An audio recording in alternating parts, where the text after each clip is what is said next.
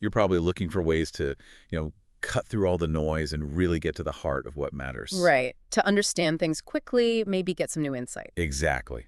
And that's what we try to do here. Welcome to the Deep Dive. Claw to be diving in. Today, we've got some really interesting material that's focused on something called The Last Line, Awakening Nigeria's Diaspora Warriors. And this whole concept, it introduces the Nigerian ecosystem. Yeah, exactly that. So the sources we have, they look like excerpts, maybe foundational text or communications for this movement. Seems that way.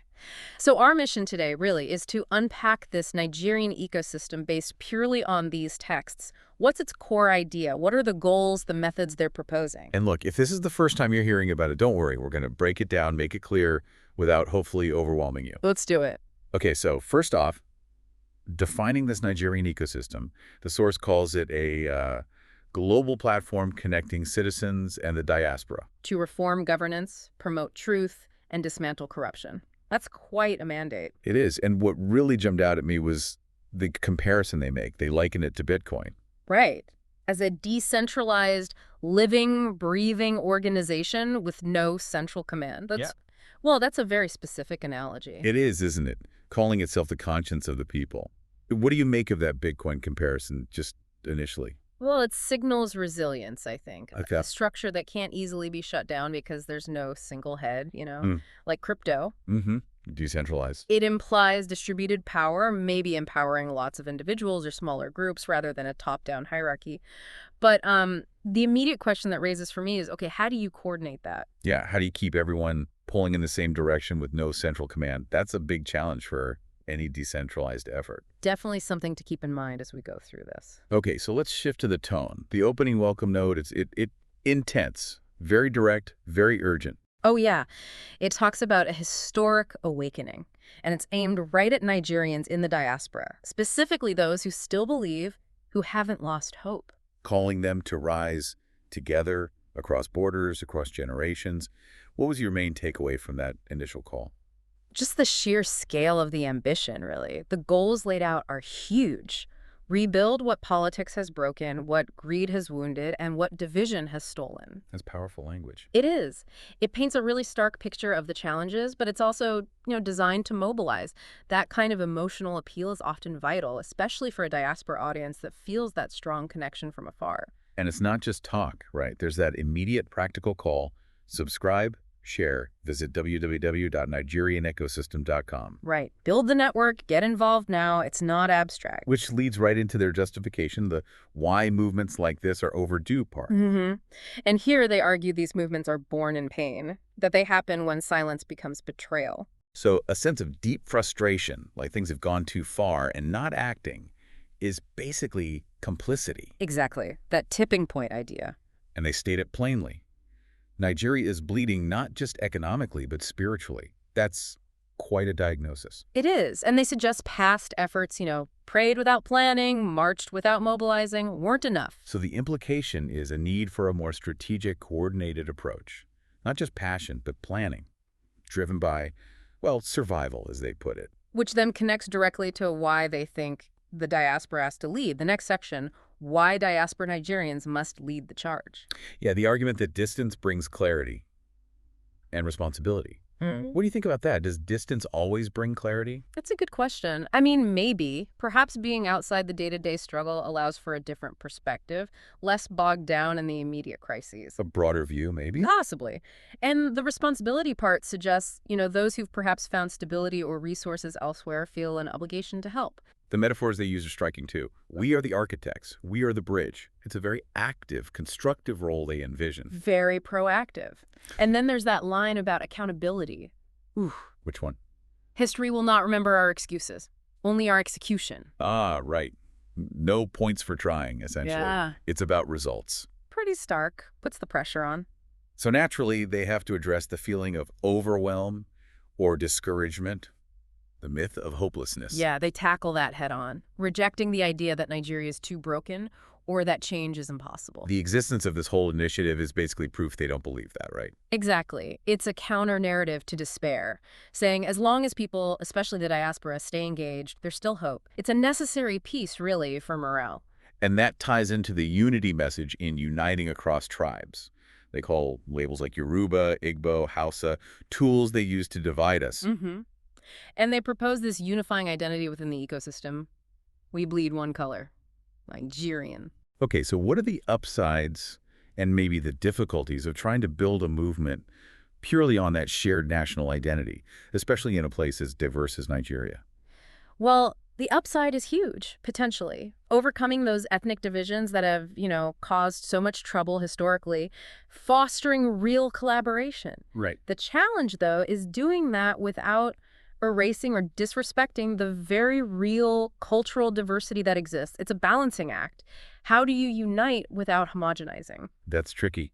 It's interesting then how they pivot away from standard politics and why waiting for leaders is a trap. Yes. The message there is all about individual power. You are the leadership you seek. Stop waiting for a hero. It's about activating people, not just having them follow. Yeah, democratizing leadership, basically. It's a classic grassroots approach. They say movements succeed when the ordinary step into the extraordinary. It's about collective individual action. And building on that, the section on rebuilding Nigerian values, truth, honor, sacrifice, they argue you can't fix a broken nation with broken values. Makes sense. Why do you think they focus specifically on those three? Truth, honor, sacrifice. Well, they seem to directly counter major reported problems, don't they? Truth against tribalism and misinformation, honor against corruption, maybe the hunger mentioned, sacrifice against selfishness. So it's like laying down a new ethical foundation. Exactly. A moral compass for the movement and the society they want to build. Okay, this next bit is crucial. Why the ecosystem is not a political movement. They're very clear about this. Very explicit. They use words like tribal, but maybe in the sense of deep belonging, not ethnicity and spiritual, calling it a resurrection of Nigerian consciousness. So, not about running for office or forming a party. How do you read that positioning?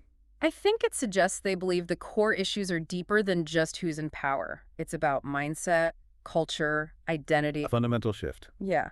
And maybe it's also strategic, to avoid getting bogged down in partisan politics or being easily dismissed by existing political groups. That makes sense. Yeah. And it connects to how one Nigerian can still make a difference. The idea that one Nigerian with courage is a majority. That's a powerful line. It really emphasizes individual resolve. And the follow-up. Crowds do not make movements. They are made by individuals who refuse to quit. Mm-hmm. Again, reinforcing that theme of personal agency and just sheer persistence. It's empowering, especially when facing huge problems. It says your individual effort matters. Then they circle back specifically to the diaspora in the sacred duty of the diaspora. Right. Acknowledging people left often for survival, but arguing that connection remains. You carry Nigeria in your blood. And that connection comes with an obligation, they say. More than just feeling bad about the situation. Exactly. The text says the diaspora owes Nigeria more than pity. It owes a plan. A plan. So, strategic input, resources, action. Not just sympathy. Leveraging what they've gained abroad for the benefit of home. And then they offer some practical next steps in building the ecosystem. Step by step, look at your state, find your team, find your mission on the website. Yeah, trying to make it concrete. How do you actually plug in? They say the ecosystem isn't a slogan, it's a blueprint. Which implies structure, action steps, a thought-out process. It's important to show people how to move from agreement to actual involvement. This leads nicely into from frustration to action. Two key lines here. Frustration without action is surrender.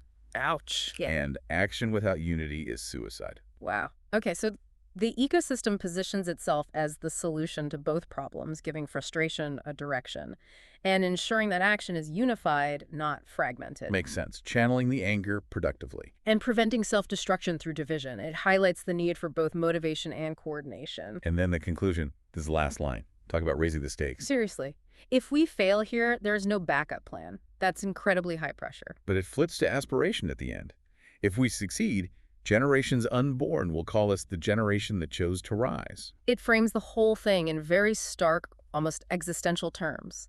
Failure is catastrophic. Success is historic.